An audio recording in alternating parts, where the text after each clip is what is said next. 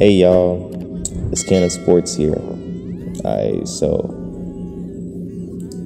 Teofimo Lopez will be quote unquote unstoppable at 140, says Teofimo Sr., his dad, and also his trainer.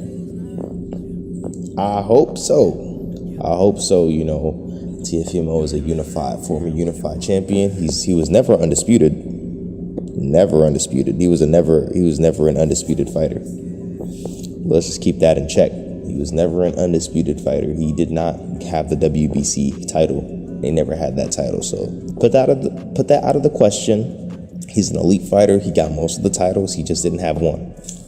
Teo wants to keep making these claims that he's undisputed or that he was undisputed at 135 when he wasn't, and it wasn't true. Teofimo Lopez then, had that loss over Kambosos Jr. and was struggling with weight. And he was talking about moving up even before that. I remember hearing that conversation. Not like a literal conversation, but I remember people speaking about it. I think even Teo spoke about moving up in weight potentially after this fight. And it makes complete sense. These 135 pounders are now moving up to 140 and they're taking their own routes now. Some of the only ones that are staying are like Davis and Devin Haney, while all of these other fighters aren't really making an attempt to stay at 135 and fight and unify with these other fighters. And it makes sense too. Devin Haney is the champion, so it makes it pretty difficult to really move up or to stay in that weight class, especially if he has all of those titles, unless he vacates them. Once he vacates them, I expect some fighters to come along and take him, like Frank Martin and stuff, and Mikael Rivera. Mikael Rivera is also pretty young too. He's young with these fighters, but he's not in the same realm as these guys. Even if he's at that young age, he's kind of in his own lane. I like to affiliate fighters in groups because of how much they're categorized with one another. And Teofimo Lopez is not categorized with a Mikael Rivera. Mikael Rivera is categorized by himself. And I feel like too, before the Lomachenko fight, Teofimo Lopez was not categorized with Ryan Garcia, Devin Haney, or Davis. He was kind of by himself before that point. It's not only until he beat Lomachenko he was categorized with those other fighters. And it makes sense too because, Teofimo Lopez wasn't really popular or seen as much at all. He was seen as a good fighter. He was seen as a guy with a lot of potential, but he was less popular than these two other fighters. For sure, he definitely was. And it didn't help with that performance against Nakatani, which people did not like. People did not like that performance. People thought it was mediocre and not very good. People even thought Nakatani won. I didn't think that at all. I thought Teofimo won pretty fine. I didn't see anything that was out of the ordinary in the performance. It wasn't the best performance, okay, but he still pretty much won the fight. And he was known for his knockout power and his Fortnite dances and emotes. It was funny when he did that loser thing when he knocked somebody out, but that guy must have been super mad if he ever rewatched that fight. I would have been angry. I'd been like, bro, I don't like you. Die.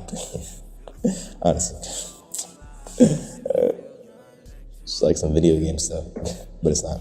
But boxing is not a video game. You can't play it at all. Probably the most dangerous sport ever. And he was seen as the shadow.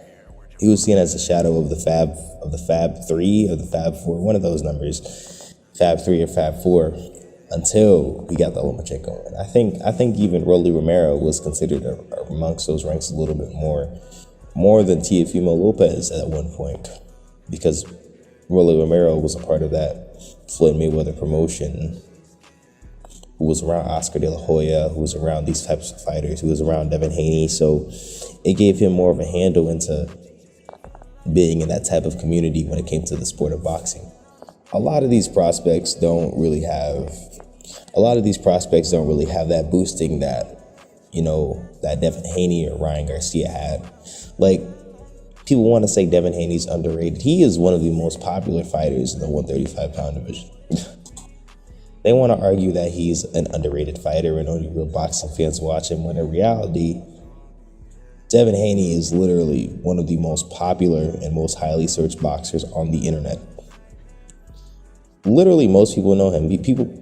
There was one point where Devin Haney was a bigger boxer than Teofimo Lopez. And it's probably still the case now that Teofimo's lost. Now, Teofimo won the Kambosos fight in good fashion. I would argue that that's not the case, but it is right now. It is, I feel. And none of them are as big as Ryan Garcia, except for Davis. And not in terms of followers. I'm talking about people who also sell out arenas. Because if you were to argue followers, Ryan Garcia wipes them all out immediately. If you're going to talk about straight just social media following, Ryan Garcia is like, nobody stands a chance with Ryan Garcia at all. Ryan Garcia is too handsome, too preppy, and too knowledgeable of how to get reception in terms of popularity. Too much around Jake Paul, too much around Canelo, too much around Eddie Reynoso, too much around stars for him to be seen as or for him to not be that popular. So no way. Teofimo is a year older than these guys. He's a year older. He has great star power, in my opinion. I think Lopez does have great star power, for sure.